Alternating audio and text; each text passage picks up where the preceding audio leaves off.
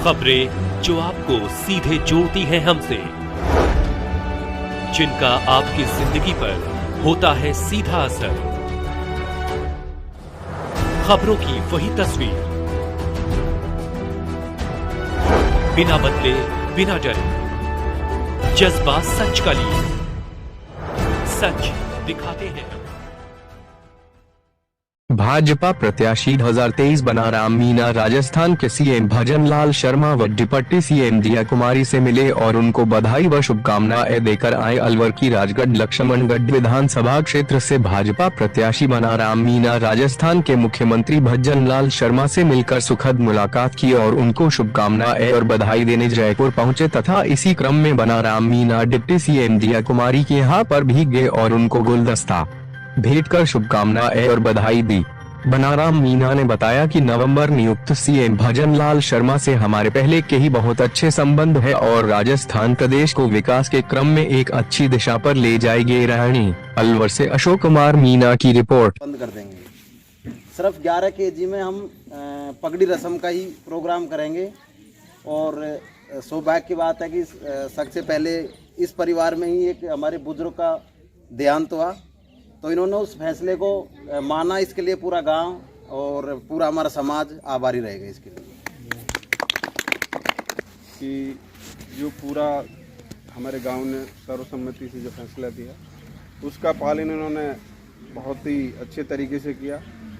और अब मेरा पूरी बस्ती की तरफ से और पूरे हमारे जो नौजवान हैं उनकी तरफ से एक छोटा सा प्रस्ताव ये है कि जब इन्होंने इतना बड़ा काम किया, इतना बड़ा त्याग किया, तो हम ये चाहते हैं कि इस परंपरा को थोड़े से और अच्छे तरीके से आगे बढ़ाया जाए। तो हमारी हमेशा एक ही इच्छा रहती है, पूरे गांव की भी रहती है और हम पढ़े लिखे लोगों की खास तौर से रहती है कि हमारा जो भविष्य का जो एक सपना होता है वो एक शिक्षा होती है। और शिक्षा की जब बात आती है तो हम सबसे पहले हमारी स्कूल की प्राथमिकता रहती है। तो हमारा ये इनसे निवेदन होगा कि इनकी अगर कोई भी इच्छा है तो एक नई परंपरा शुरू करने के लिए हम इन पे कोई ऐसा नहीं कर रहे कि इतना ही होना चाहिए। इनकी इच्छा से 1 रुपये से लेकर जहाँ तक भी ये जाना चाहें, स्कूल के लिए अपनी तरह से इस मौके पर अपनी तरफ से घोषणा करें और वो एक समाज में अच्छा संदेश जाएगा और हमारी शिक्षा के लिए बच्चों के लिए कहीं ना कहीं एक अच्छा माहौल बनने के लिए एक सहयोग मिलेगा। तो मेरे इनसे निवेदन है, ये अपना विचार कर लें परिवार में। और ये सभी की तरफ से, बस्ती की तरफ से एक प्रस्ताव है, ऐसा नहीं है कि ये कोई बाध्य है, एक प्रस्ताव है। इस प्रस्ताव को मानेंगे तो बड़ी खुशी की बात होगी। पूरी बस्ती आपका धन्यवाद करती है कि आपने पूरी बस्ती का जो फैसला था उसको अनुपालन किया और आगे भी चाहते हैं कि किसी भाई के साथ में इस दुख की घड़ी में जो आगे इस तरह से हो, वो भी इसी का अनुसरण करें। ये हमारे लिए एक पहला उदाहरण है और बहुत ही सक्सेसफुल रहा है और ये सारी बस्ती के सहयोग, सारे युवाओं के सहयोग, सारे बुजुर्गों के सहयोग से ही रहा है। कई लोगों को हो सकता है इस फैसले में ऐसा भी लगा होगा कि नहीं, एक परंपरा है जो चली आ रही थी उसको हम लोगों ने ख़त्म कर दिया। मैं कहूँगा कि मृत्यु से बड़ा दुख और क्या हो सकता है जीवन में। मृत्यु चाहे आदमी 90 साल का मरे या उससे छोटा मरे, दुख उतना ही होता है, उस परिवार को उतना ही दुख होता है। तो ये जो मृत्यु भोज है ये सबसे ख़राब चीज़ है। तो हम लोगों का यही कोशिश थी कि सबसे पहले इसको ख़त्म किया जाए। समाज में और भी बहुत सारी बुराई है, लेकिन धीरे धीरे समाज जैसे जैसे शिक्षित होता है, जैसे आगे बढ़ता है, सबका सहयोग मिलता है, तो और बुराइयों पर भी चर्चा होती है। पर ये पहला हमारा जो एक मील का पत्थर जो साबित हुआ है उससे हमें बड़ी खुशी है और पूरे परिवार को इसको धन्यवाद है कि इस बात को इन्होंने माना। बहुत बहुत। हाँ जी, आपका शुभ नाम साहब? मेरा नाम बद्री है साहब। बताइए साहब, आपके साथ में क्या घटना हुई? मेरे पिताजी की मृत्यु 3 तारीख हुई, 14 तारीख का उसका मृत्यु भोजन आज जो मैंने गांव के नियम अनुसार से उसका बंद कर दिया। यानी आपने मृत्यु भोज बिल्कुल भी नहीं किया है ना? देखो, बिल्कुल। फिर मैंने इस राशि स्कूल विद्यालय गेट की लगा दी 50,000 रुपये। यानी आपका कहना है कि जो मृत्यु भोज में खर्चा आता है उसकी जगह आपने उसकी जगह स्कूल विकास को स्कूल विकास के लिए 51,000 रुपये वहाँ लगा दिए। हाँ, यानी आपने स्कूल विकास को प्राथमिकता दी है इस मौके पर, है ना? गेट निर्माण कार्य।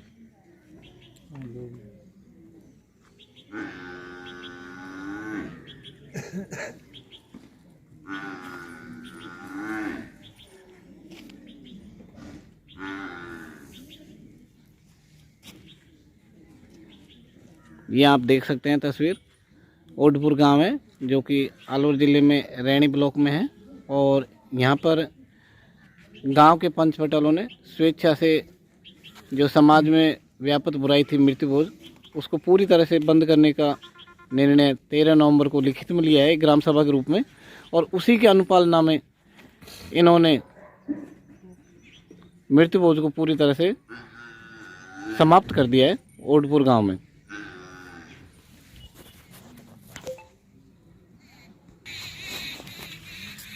हाँ जी, आपका शुभ नाम सर?